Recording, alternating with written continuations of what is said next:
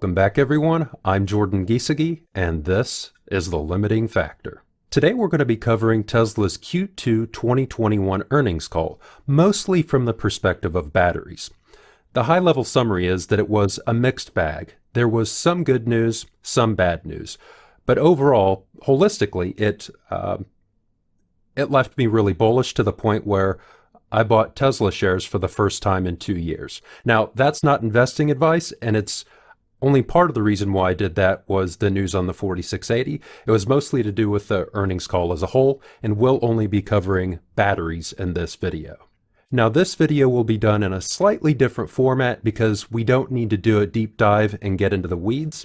It's going to be a lot of going through the exact words that Elon and Drew said at yesterday's meeting, and my commentary and my thoughts on what they said, because I think it's important to listen to exactly what they said and the implications. For the most part, we're going to walk through this in chronological order, starting with the Q2 investor presentation before moving on to the investor call. Let's get right into it.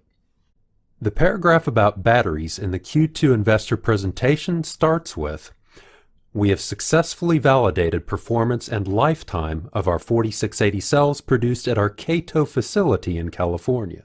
This is an improvement from the last earnings call where they said they were still working on quality. What this indicates is they have the quality problem solved. In my view, there's roughly 3 steps to getting a manufacturing line up and running. The first is to just get the line running. The second is to improve the quality or hit your quality target. And then the third is to increase production after that. What this indicates is that Tesla just has one step left to go, and that's to increase the production speed. Next, we are nearing the end of manufacturing validation at Kato.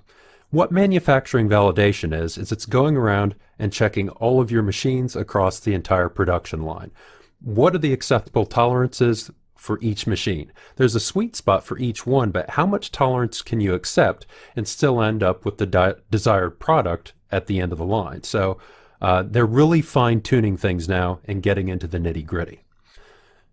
The next sentence is, field quality and yield are at viable levels. What does field quality mean? It can actually mean 3 things. The first is, A, testing those cells out in the real world. The next is verifying information in data cells or fields in a report. You go to different areas of the line and you do spot checks. There is a third option, which I think is probably the most likely. My sister works in a chemical factory, and I asked her what field testing is, and this was her response. In my experience, field testing refers to short and controlled experimental runs of new equipment in the facility or new processes on existing production equipment. This is to validate smaller scale results or theories. That makes the most sense to me, and it pairs nicely with what we just said about manufacturing validation. In terms of yield, I'm not sure what Tesla's exact definition of yield is. Does that include cells that have been checked for quality control or not? Regardless, it's a good sign. The machines are running as they should. They're checking the calibration of the machines and making sure that they're within tolerances, and they're putting material in and getting an acceptable number of cells out on the other end is probably the best way to put it. The next sentence, our focus is now on improving the 10% of manufacturing processes that currently bottleneck production output.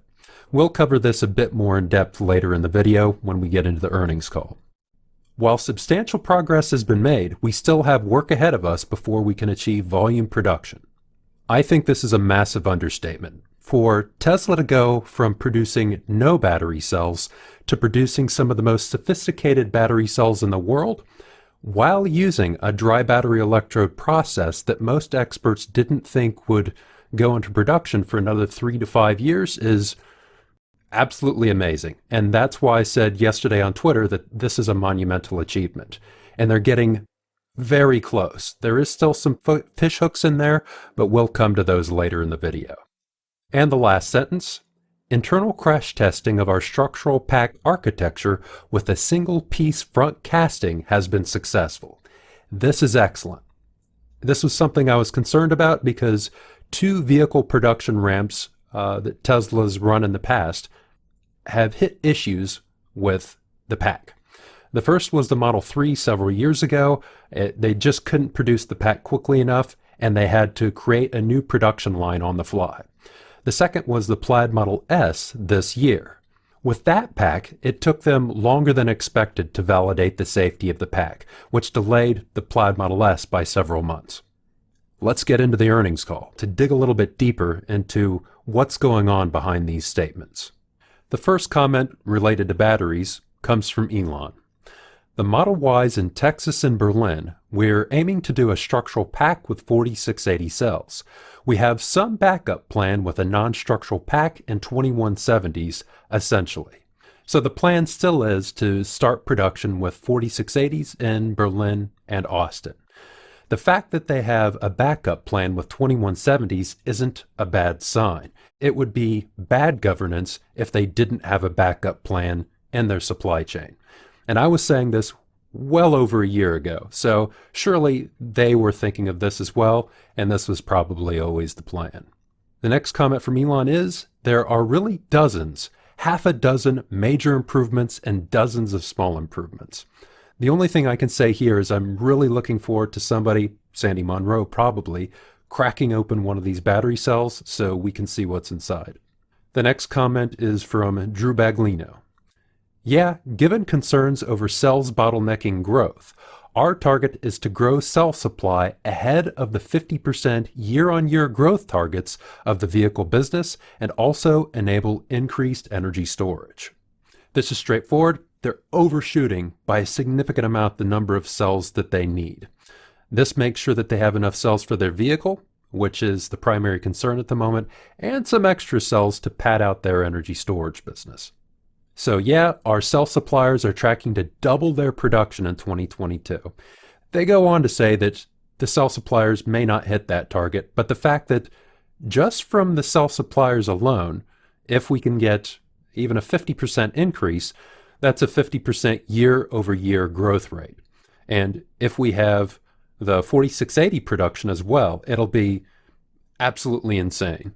At this point, Elon chimes in and says, and we have to juggle these exponentials. It's a whole bunch of exponential graphs overlaying on top of each other. This is something I've said as well in interviews and clubhouse discussions where people have asked, are we going to run out of battery materials? Well, it depends on if battery material supply goes exponential before battery cell supply. If battery cell supply goes exponential first, clearly there's going to be a material shortage. And we're classing these two things broadly, but there's actually dozens of materials required here. Drew responds, speaking of which, from a raw materials perspective, we offer long-term contracts to secure our supply chain to also enable this growth. We're not just looking at suppliers, but upstream from there. This is significant because there's quite a number of companies out there that I suspect are ordering up battery cells, but they don't even know if the people who they've ordered these cells from even have the materials to make the battery cells. So it speaks to Tesla's maturity in securing a battery supply. From here, Elon makes a comment that there's somehow a misconception that Tesla uses a lot of cobalt, but actually we don't. Most people who are invested in Tesla know this, but there are a large number of people out there who don't realize that Tesla's batteries are, they use less than 3% cobalt as it is. He goes on to say, I think there is a long-term shift more in the direction of iron-based lithium-ion cells over nickel. My guess is 2/3 iron, 1/3 nickel, something on that order.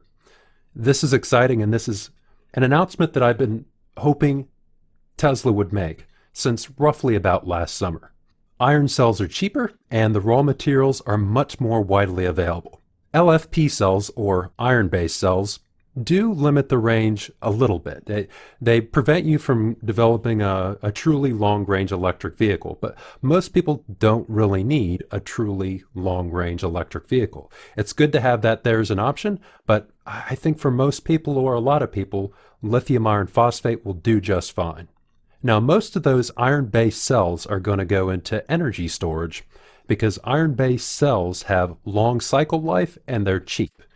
But they are a bit heavy, so it's perfect for energy storage. So I'm thinking that maybe a maximum we'll see about maybe up to 50% iron-based batteries in vehicles, somewhere around the mid 2020s. This isn't something that's going to happen overnight. Elon goes on to clarify that nickel would be good for, ideally, long-range transports, ships and aircraft.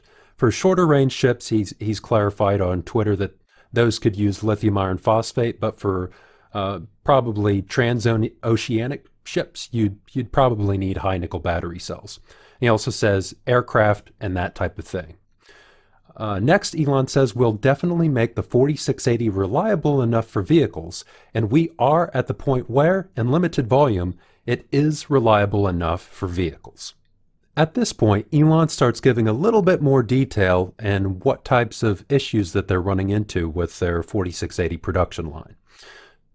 And not to get too much into the weeds of things, but right now we have a challenge with basically what's called calendaring, or squashing the anode, with material to a particular height. So it just goes through these rollers and gets squashed like pizza dough, basically, but very hard pizza dough, and it's denting the calender rolls. This is not something that happened when the calender rolls were smaller, but it is happening when the calender rolls are bigger. In other words, they had this working fine before at smaller scale. They made the roller larger to accommodate higher throughput, and then they started running into issues, it really is dumb luck. Something like that would have been hard to predict. Now, the reason why this is happening at the cathode side, because he did specify the cathode here, is that the dough that they're using is made of nickel. It's like a dough with nickel crystals in it. That's super hard, whereas the anode side is using graphite, which gives a little and compresses as you're rolling it out. So it's softer, and for that reason, it doesn't dent the roller on the anode side. And Drew clarifies that later in the earnings call. Now, Drew jumps in here and says, yeah, it's not like a science problem, it's an engineering problem. It's not a question of if, it's a question of when. In other words, he has a super high degree of certainty that they're going to solve this problem. Now, we could take his word for it, but we could also look for evidence of that. They've already started building the battery factories in Austin and Berlin. If they changed from a dry process to a wet process at this point, they would have to knock the walls out of those buildings and rebuild it to accommodate the greater space that a wet process would take up. Now, at this point, the analysts start asking repeat questions that were covered in the investor presentation, and it's probably extremely frustrating for Drew and Elon, but it did draw out a little bit, a really important nugget of information. Drew said, we're actually accruing over 1 million equivalent miles on our cells that we produce every month. Now, I don't know anybody else who's run the numbers on that, but the first thing I thought to do was, how many gigawatt hours is that?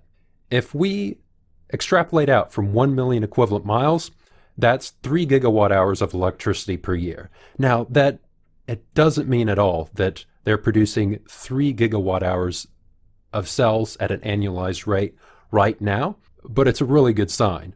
You wouldn't be able to soak up that much power testing cells unless you had quite a few of them. It could be that they're just taking 1 day of production and cycling it throughout the entire month, but that seems really unlikely. The truth is probably somewhere in between. Out of curiosity, I'd like to know how many shifts are currently running at the Kato facility. If it's one shift, 3 gigawatt hours would be roughly 1/3 of total output for a year. But that's too convenient, so I don't think that's the case. My assumption is that they're running 3 shifts and they're well below their targeted output. From there, Drew goes on to say, and yeah, we're just focused on the unlucky limiting steps in the facility. I think Drew's chosen those words carefully because they have 90% of the machines working just fine, and they've come up against these unexpected barriers to production that no one really could have predicted. And they have confidence that they can solve these problems, but they just didn't erupt earlier. Moving along. Next, Elon says, In the meantime, we have a massive amount of equipment on order and arriving for the high-volume cell production in Austin and Berlin. We will have to modify a bunch of that equipment, so it won't be able to start immediately. We think most likely we will hit an annualized rate of 100 gigawatt hours a year sometime next year. At this point, it's probably a good time to get into the predictions that I made in my lithium mine to battery line series, where I said they could hit a 100 gigawatt hour run rate by the middle of the year.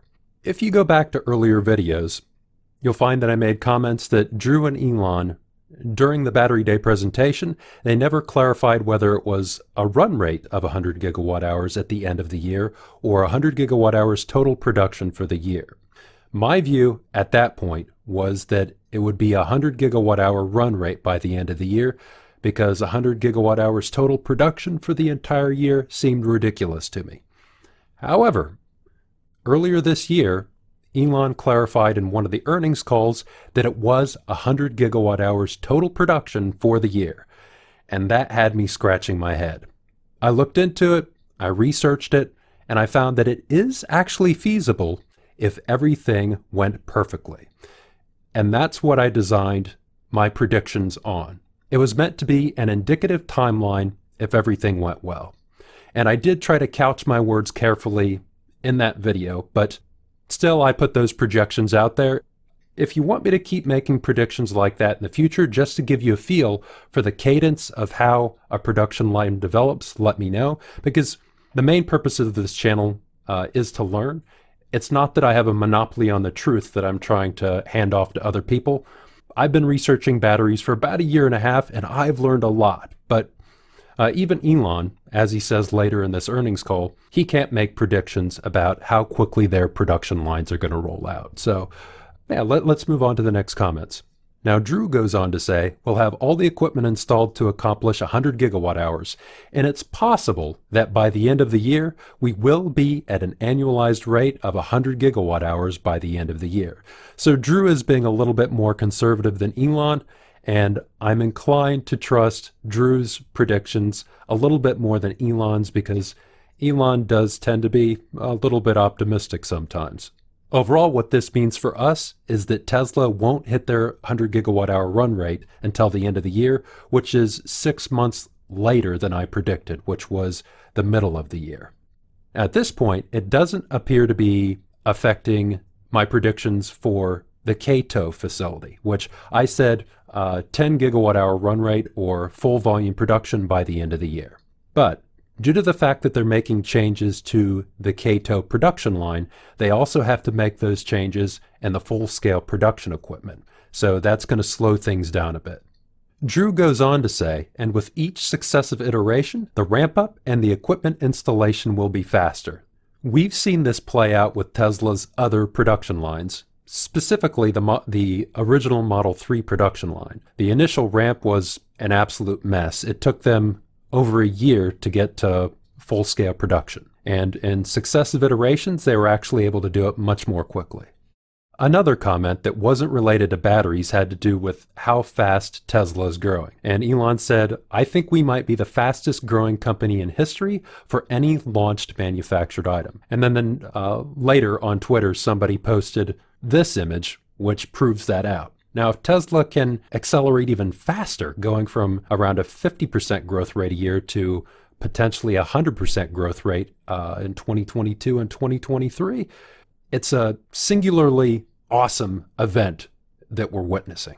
Even if we take into account that we have more well-established management systems and technology than Henry Ford did 100 years ago, I think it's still safe to say what Elon and Tesla are doing is more difficult and far more complex. Next up, once again, more questions on the 4680, to which Drew responds, fundamentally, we're still happy with the dry process direction in terms of the factory footprint, complexity, utility, energy consumption, and the costs associated with that. To which Elon responds, yeah, we don't want to overemphasize the dry cathode. It's 10 to 15% of the cost improvement or something like that, just so people don't think this is like the Messiah or something. So if people do think that the DBE is like the Messiah, hopefully I haven't contributed to that. I was hot on DBE for several reasons. The first of which is that it's one of the most difficult things that Tesla is tackling. Based on the research I've done and the people I've spoken with, as I said earlier in the video, they weren't expecting this for another 3 to 5 years. Second, it's one of the most important cost savings measures that Tesla unveiled at Battery Day. As Elon and Drew just said here, it's 10% of the roughly 50% cost savings that they were predicting with their new battery cell production line. Third, I think it has potential positive knock-on impacts throughout the rest of the battery line and potentially the performance of the cell itself. That's speculation on my part. Overall, Tesla unveiled a suite of innovations at Battery Day, and I did put some emphasis on DBE, but at no point did I mean to elevate it above everything else, because all of these innovations are important. Even if Tesla did have to ditch the dry process, which I'm not expecting at all, they could switch to a wet process and they would still have massive cost improvements and massive improvements in range. Finally, one of the last analyst questions was about 4680 battery cells that were produced by other suppliers, which was a great question. To the analyst question, Elon responds, "We are in fact working with our existing suppliers to produce 4680 format cells." He goes on to talk extensively about how Tesla has too many different form factors, and in the future, they'll have to consolidate around just maybe 2 or 3 different form factors. Drew's comment on the external suppliers was, "Yeah, we are engaging with the suppliers that we've had good partnerships with on 4680 designs to enable that duplication. So far, so good." This is fascinating, and I don't know if anybody else has picked up on this. It sounds like they have some hand in the broad design of those 4680 cells. So it's a pretty tight partnership. Now, it doesn't sound like Tesla is going to be dictating exactly how they implement these 4680 cells. But as I said in past videos, these suppliers will have to make a cell that is able to interface with the structural pack without major changes by Tesla. So it's important that there's some collaboration between Tesla and the suppliers so they know what Tesla needs in terms of dimensions and performance. Again, at this point, Elon reiterates that they're telling their suppliers to make as many battery cells as possible because they need them for their vehicles, and if there is overflow, it can go to energy storage, that's also something I mentioned in the past. In summary, Tesla has hit some stumbling blocks with their 4680 production timeline. However, there's nothing to indicate that those stumbling blocks are more difficult than stumbling blocks they've encountered in the past with the Kato production system. It's just that these issues were unexpected based on previous prototypes. Drew said that it's a matter of if rather than when. Now, when, it could take them 3 months, it could take them 6 months in order to solve these issues at Kato Road. It could even take longer, but it doesn't seem to be the scale of difficulty that Tesla encountered with the Model 3 production ramp. And it's definitely not a bet the company moment because Tesla has 2170 cell supply lined up waiting in reserve. And it's not a small reserve either. It's double current cell production that they're consuming from their suppliers, which is more than enough to tackle the 50% growth rate that they anticipate, even if those suppliers fall short. I am left disappointed that the production timeline has been delayed, but it's primarily because I originally had low expectations at Battery Day, and those expectations were raised in subsequent earnings calls, and now they've had to be brought down again, that's the disappointing part for me.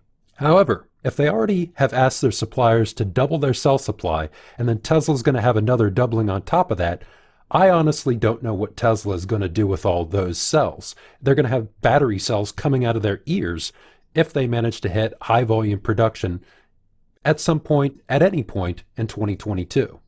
How much in-house cell production should we expect from Tesla in 2022? Honestly, I have no clue. It depends on the steepness of the production ramp and when they hit steady state. But if they are able to hit a 100 gigawatt hour run rate by the end of the year, that's a significant number of cells if they're able to start ramping in the middle of next year. There are a couple odds and ends things that I want to address. The fact that Tesla has so much cell supply lined up both internally and externally in the next few years gives me a lot of confidence for their exponential growth rate over the next few years. What would be absolutely insane is if they were able to increase well beyond a 50% per year growth rate. As long as they can hit 50% or more, as an investor, I'm absolutely thrilled. I don't know if my recent stock purchase was a good entry point. I was going to wait for the stock to come down to $550, $500 a share and buy in at those prices. But with everything that was announced yesterday, I couldn't see a reason to stay out of the stock. I got FOMO and I had to jump in. I didn't have the patience anymore to wait for the stock price to come to me. I've been a Tesla investor since 2016, and for several years there, the stock price should have been going up, yet it was remaining flat. It was just, there was pressure building up and then it corrected upwards. I don't know how long it's going to continue to trade sideways, but I do know, or I have the feeling that there's a spring that's coiling and there's pressure building up, and it may not jump up this year, maybe not even next year, but I'd be very surprised if it didn't. Again, this isn't investing advice, just my thinking, because people often ask me about my thoughts on investing. And this is, in fact, a video on the Q2 earnings call, so I thought it was appropriate. And with that, thanks for tuning in. I appreciate all my Patreon supporters and YouTube subscribers. That's the support that really makes this channel possible. I wouldn't have been able to do the lithium mine to battery line series without that support, because many of those videos I spent weeks on, running the scripts by experts and trying to wrap my head around what the key aspects of the technology were. Several of those videos didn't perform very well, but it was necessary education for me to help analyze announcements in the news and to understand products that companies are releasing. Again, thanks for your support. Let me know if you liked or disliked this format. It's a way for me to get information out more quickly when I understand the subject matter fairly well. I'll see you in the next video in about 2 weeks. This is going to be the bad video on QuantumScape.